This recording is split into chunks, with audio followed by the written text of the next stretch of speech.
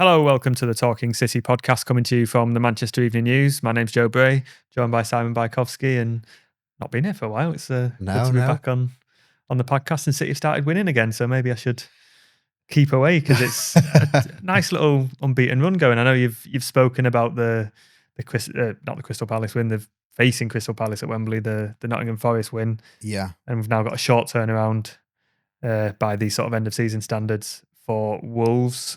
That's going to be a bit of a tricky one, given their form, I think. Yeah. They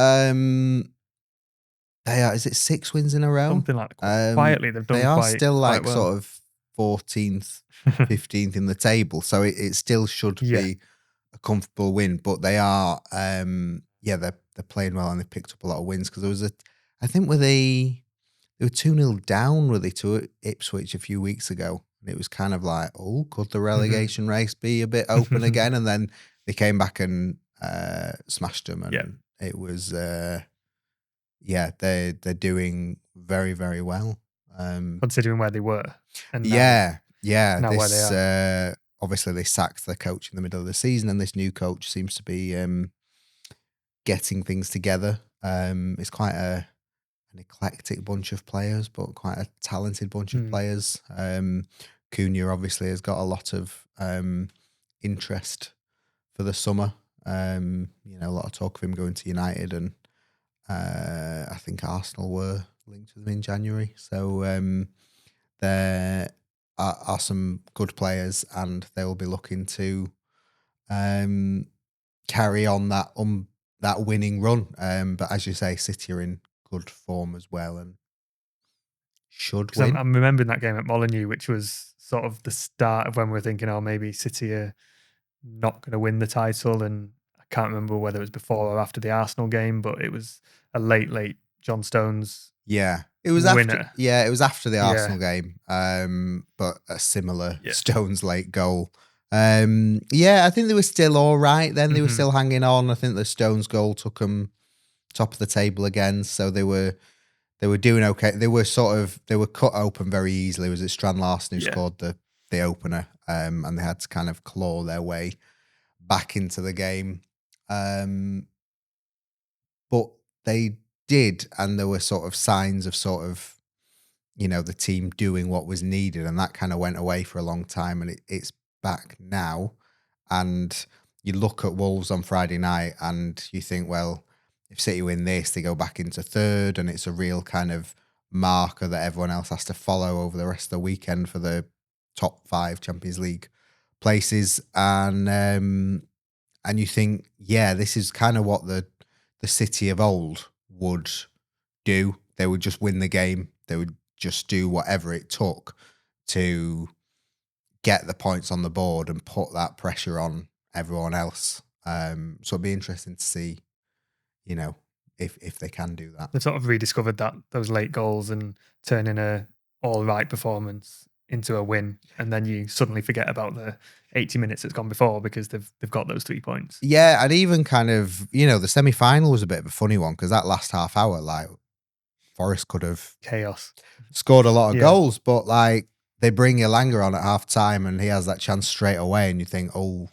what's going on here? And then within 5 minutes, they've gone up the pitch. They could have had a handball. They score from the resulting corner, and it's 2-0. And that kind of hint of a resurgence from Forest is kind of snuffed out. And that is something that good teams are able to do, and City have been able to do and manage games so well in the past. And, was a real good sign. Like, I'm not sure we're going to get to a point where City are amazing for 90 minutes.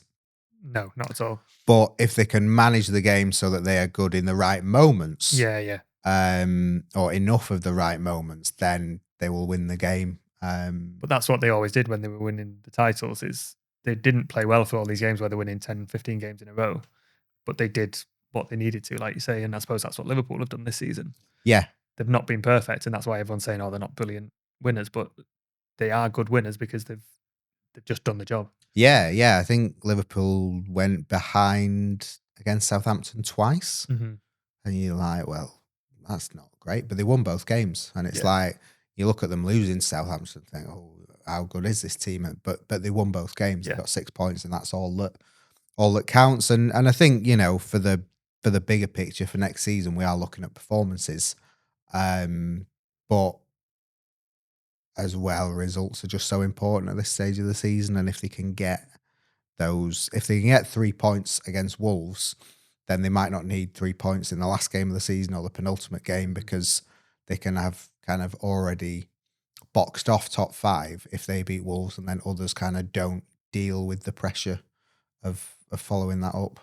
I was looking at that last game actually, because if Palace were to win the cup final, they get a Europa League place. But if City win it, that place will go down to 8th, I think. Right. So okay. Fulham could actually have something to Yeah. fight for on that last day. So if City do need it, it could be quite an interesting one. And City will obviously want to win the cup final themselves. So Yeah, and Fulham is a game that is spoken of in the reverse fixture as how bad City were even when they were winning this season, because Fulham kind of just, how Fulham didn't win is a mystery. But City kind of survived then. But yeah, I think they went there last season, didn't they, when it was quite tight and they needed to win. Yeah. And Alvarez scored early, but it was quite a nervy game. I think City, Alvarez was the year before, wasn't it? Or was it? Guardiola scored, turned Yes. into his. Yeah. They all mould into one those City, late summer games. City tend to play Fulham in May. Yeah, when that's it. Yeah. when it's a good day out for supporters and it's sunny and everything like that. But I think because everyone has such a good time and City end up winning, it's kind of forgotten that they can actually be very tricky games, and Fulham have been good this season. Well, that's a few games in future. Yeah, that's my fault for Yeah. looking too far ahead.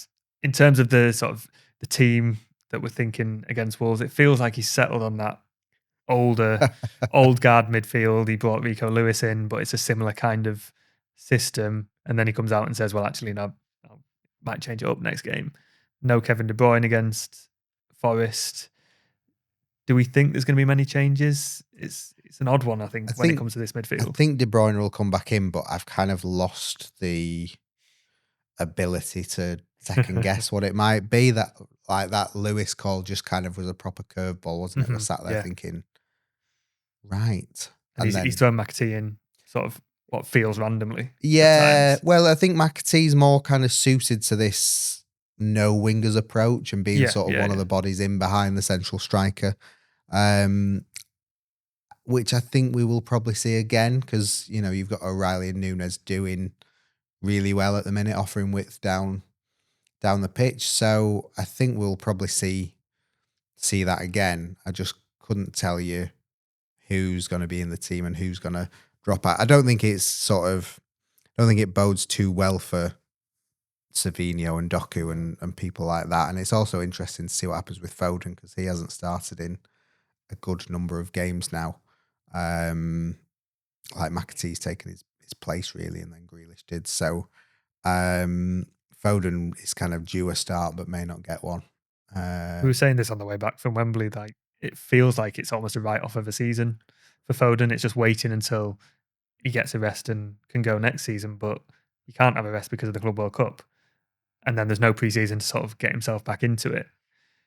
Yeah. So I don't know what the answer is with Foden, because it just feels like the whole season is, apart from 4 or 5 really good games in January. Yeah. I mean, he sort of talked about physical and mental issues, and I don't know whether mentally just feeling like the season's over will be a good thing, and he can sort of get his head focused for the new season and kind of start attacking that, and whether the Club World Cup is part of that, so we can kind of do that. I'm not. I mean, Pep said again on Sunday, he will be back to the levels that he was at, so there's no sort of faith been lost, but at the same time, nobody's really counting on him for this season. No, it feels like he's just not himself, which is, if he said burnout at the start of the season, he's spoken about that sort of thing, which is entirely understandable. He's been playing since he was 17 at the top level without a break. I don't know, it's odd from looking from the outside, but then you think of the reasons, you're like, well, it's actually a little bit, you can probably understand where he's coming from. And another point we made on the way back was Cole Palmer's had the same thing this season. Yeah. And that's not really mentioned. as much as Foden, maybe. Yeah, and also Cole Palmer's kind of minutes were managed in the sense that he was left out of the Europa Yeah, League squad in the first half of the season. So he was just playing once a week. And in the first half of the season, he was pretty good. And now it's kind of gone, he's gone off form in the second half of the season. And people are saying, is it him? Is it the football he's having to play? Is it, but yeah, that is another reminder that, he had an amazing season last year and then followed it through at the Euros and seemed to be following it through this season, but he's just dropped off a cliff as well. It feels like it's not a coincidence that the player of the season and the young player of the season from last year are in quite a similar position. Yeah. From similar backgrounds and that sort of thing. So maybe if we're looking at all these injuries as a result of all the schedule issues and too much football, then they are maybe a couple of examples of it's not just physical, it is, as you say, mental as well. Let's go on to another aspect of this Wolves game, which has sort of been bubbling in the background, which is the fans. There's going to be another protest, very successful against Leicester in terms of staying away from the seats for the first 9 minutes. Helped in terms of getting sort of a bit of publicity for that by the fact that City scored within that time frame. Yeah. It's going to be 6 minutes this time. The fans held off for the Villa game because that was a big game to win. This one, they feel 6 minutes for 6 years of no new season tickets. Yeah. Is the line. Will it be as successful? Is the same appetite for it? I don't know. I mean, so it's sort of come out this week that there were new season tickets issued in 2021 that were sort of 1,200 new tickets. The sort of the groups who were behind the protest are saying that they were deferrals from the COVID period, so they're not sort of treating them as new in the same way that they wouldn't treat Flexi Gold or Silver. And it sort of felt like they gained a bit more goodwill by not protesting during the Villa game, because some people are like, well, don't harm the team. Yeah. And they also, there was more anger when the sort of conditions of the season tickets were made clear, and people who sort of, it's basically been made harder, isn't it, for people who have season tickets to give it to family and friends. The requirements for personally attending have gone up, and the requirements for who you can give it to if you don't go have been made stricter, which is another restriction on season ticket holders. So a lot of people are angry about that. So they might kind of join in the protest, but then it's also, since that Leicester protest, season tickets have been frozen for next season. And so, there's at the Villa game, there was a protest before the game about match day prices, and that's another issue. But season ticket holders are the largest group, and season ticket holders have been told you've got your price frozen for next season. So maybe that will be enough for maybe some fans who protested at Leicester to actually take their seats for the Wolves game. It's going to be interesting. And there's a big meeting on Thursday about tickets that the club are having with groups that we will obviously report on Friday, where more decisions are being made. So it's a busy old week. It's the timing of it, that Friday night and the meeting, and there's a lot of moving parts with it as well. I think those season ticket changes, I can completely understand if you've had a season ticket for generations. Making it harder to use that season ticket as you have done is obviously a reason why you would be unhappy. But there are a lot of fans as well saying 10 games personally attending a season seems fine to me. We can't get a season ticket. But it also feels like their frustration is because they can't get a season ticket. Yeah. So it all comes down to the same thing as well. It's kind of what is a season ticket? What do you get with a season ticket? Like, some fans think that if they buy a season ticket, they reserve the right to go to no games or go to like 5 games. Yeah. People who had season tickets who maybe did live in Manchester and now don't, now live further away and find it harder to make. Like, should you get to keep that season ticket, or should someone else who wants to go to 19 games? Because like the thing that sort of the 1894 group are sort of concerned about, who are very sort of behind all these protests and atmosphere generally in the stadium. It is atmosphere and generational, kind of keeping the generational link, but also atmosphere. And like, I completely get that you would want to preserve atmosphere, but are you preserving atmosphere if you're buying a season ticket and then not going to most of the games? I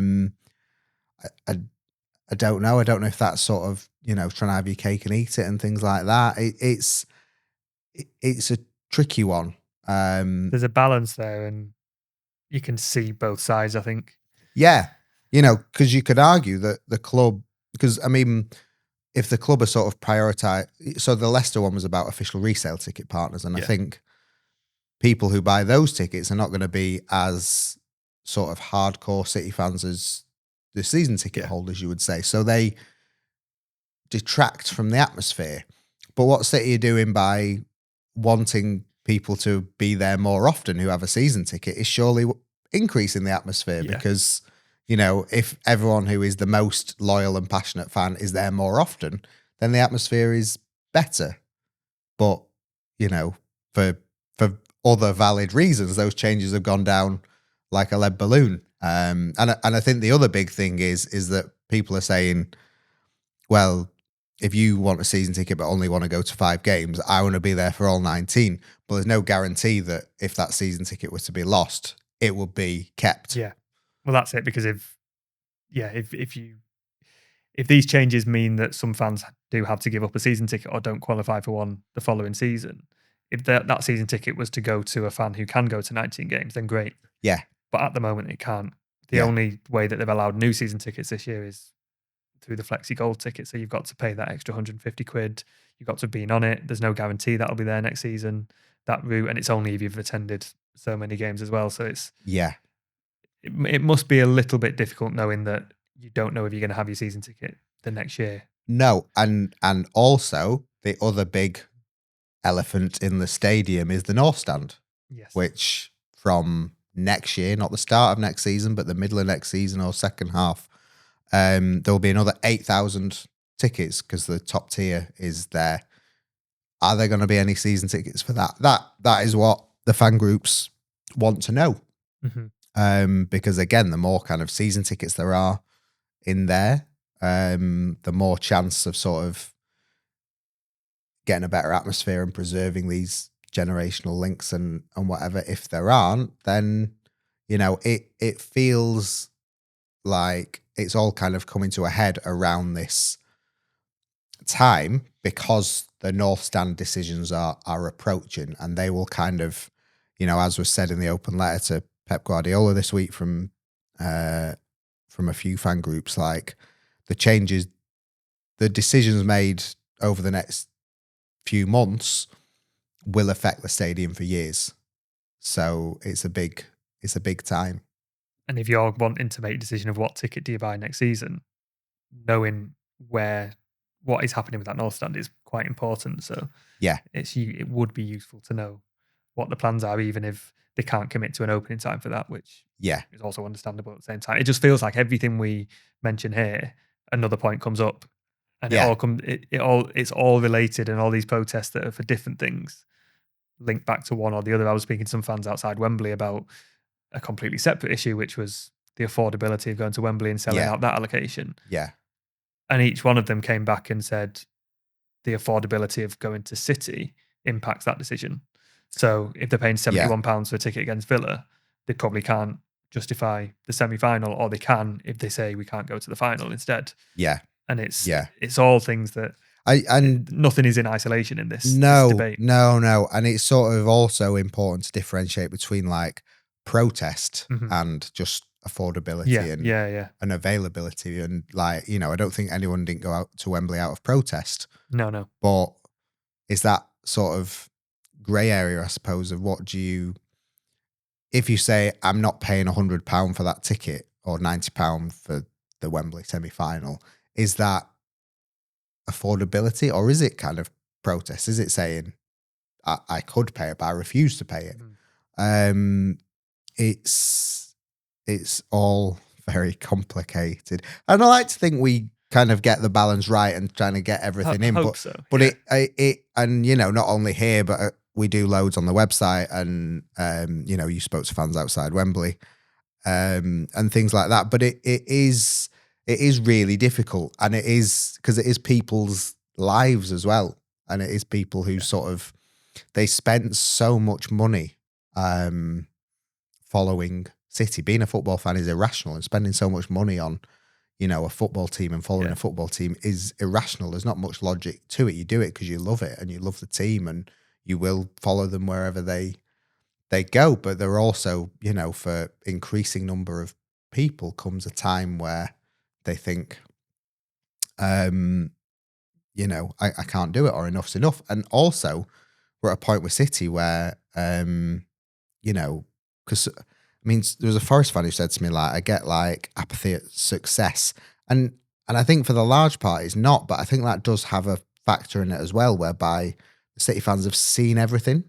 Yeah. That was the thing with Wembley. They've been to Wembley 30 times in 15 years. So a semi-final isn't new. It's not novelty. Yeah. Whereas, so when you're getting these, when more is being asked for you and more is being taken from your bank account every time, if you've already seen them win everything, I think you're less inclined to sort of keep fighting. Mm-hmm. But then the fewer people that fight, the more, the traditional things or your existing season ticket holders kind of go away. There was at least 2 fans, but the message was sort of relayed elsewhere of saying, we still don't know when the last time will be to go to Wembley. So there's still fans who have that mindset of years and years ago of we know we're in the best period and it could end at any point.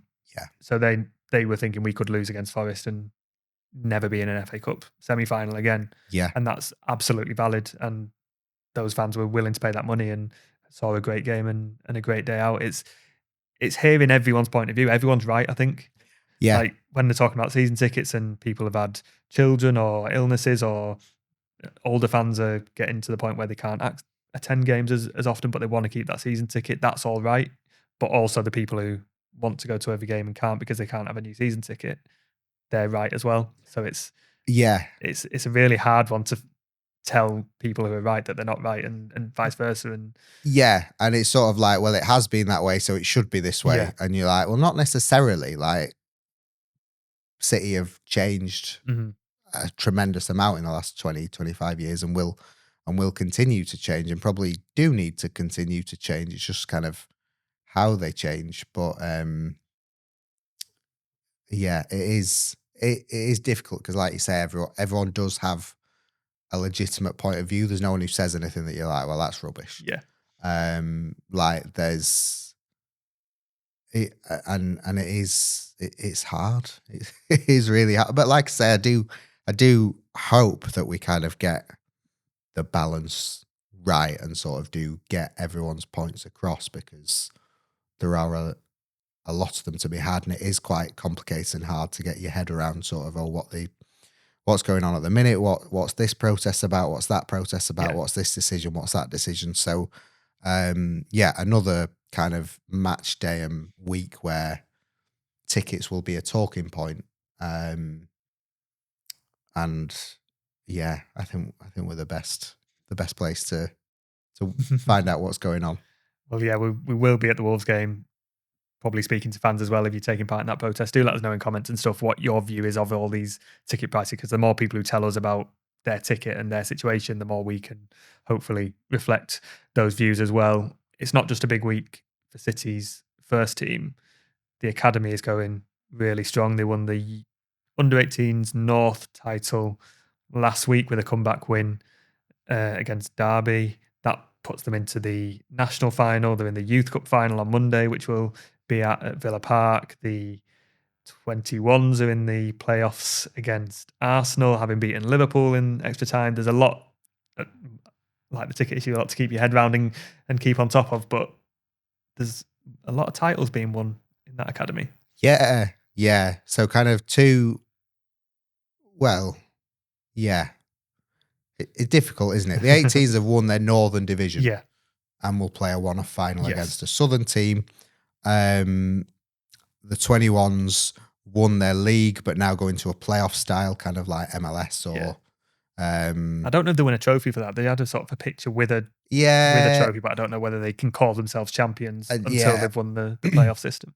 I'm not sure. It was introduced last year, wasn't it? So it's all a bit new, but they finished first, which means I think they get home advantage, don't they, for every game? Yeah. So they beat Liverpool at home in a pretty tough game. They've got Arsenal, and then if they get through that, there will be a semi-final and then a final. So the under-21s, we can say, are kind of 3 matches away from winning their title. Yes. The under-18s are 1 match away from being crowned under-18s champions. Yeah. And they're also 1 match away from winning the FA Youth Cup. And those 3 competitions are the main 3 domestic competitions at academy level. So kind of City are close to being crowned best of the best at their age, the two age groups, basically, which is a pretty good achievement, especially because last year they slipped a bit. They won the Youth Cup. But the league form wasn't as good for the 21s, and they were pipped by United in the 18s, who ran them very close again this year. Yeah, I mean, United's team last year was brilliant, and a lot of them are now in their first team. But City's points tally was pretty consistent with the 3 years previous when they won the league at 18s level, and they've beaten that again with, I think, 27 wins in a row in all competitions, which is just ridiculous. Although they do have one, I think. How good must it feel in that dressing room? Like before every game, just knowing. Yeah, can't remember the last time we didn't. But even against Derby, they were 2-0 down and looking like they weren't going to do it. Yeah, and then but that's what you do when you're on that run. Yeah. It was I love seeing just Colo Torre just go and join the pylon and just knowing you've won the league. That must be such a good feeling. But I mean, I spoke to Kean Noble a couple of weeks ago, and he said it means nothing if they don't win the title or the Youth Cup. Yeah, no one's going to remember a 20-odd game winning run. They're going to remember the trophies, and if they can get back-to-back Youth Cups, yeah, really impressive. Yeah, I just like that team. They had a good team last time, but they've got sort of the players who were in the background last year have really come through. They've got a really good defense. Yeah, it's quite a likable group they've got. Yes, yeah. So Monday, isn't it, at Villa Park on a bank holiday? I think tickets are £1 if you're able to go and watch them, and do go and watch them and support them, because they're worth watching, aren't they? Oh, right, yeah. Then they've averaged like 3-4 goals a game all season in the league. Yeah, they've not been winning these games 1-0. Yeah, there's 6s and 7s in there. Yeah, and the derby was 4-3 last minute. So it would be a big occasion. I'm sure Villa will have a big turnout, and hopefully there's a big City contingent as well to watch them, because as well, like, you know, a lot of these games they play in front of tens of people, like maybe hundreds at a stretch, but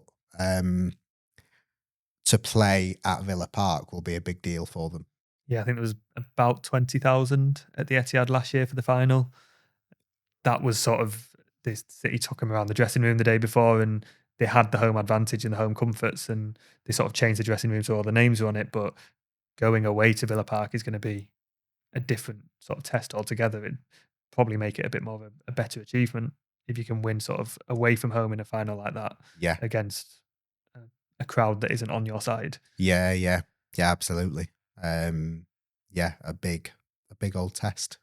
Oliver Rice, the coach, he said they win big because when they've got half an hour to go and they're 2 or 3 up, he doesn't want them to slow down. He wants them to use that as a training session and score more goals and try things that they've been working on. And I quite like that approach, because you probably get quite a few managers maybe saying, "Oh, like, this is how you see out a game," and be a bit more pragmatic. He's like, "Nah, just go for it." And it's felt like the foot has been to the floor since like the start. There's been no rest or no let up, and they've just kept going and going and going, and it's always nice to see. Yeah, and you got players like Divine McCasker who's scoring for fun, and Regan Heskey who's loves to cut inside and fire into the corner, and it's just a likeable side. We're bigging them up now, but if you can't big them up before a Youth Cup final, and after 27 wins in a row, no, I think that is very impressive. I was looking at the record. They won the Youth Cup in 2020, and then 3 years in a row won the under 21s and under 18s leagues.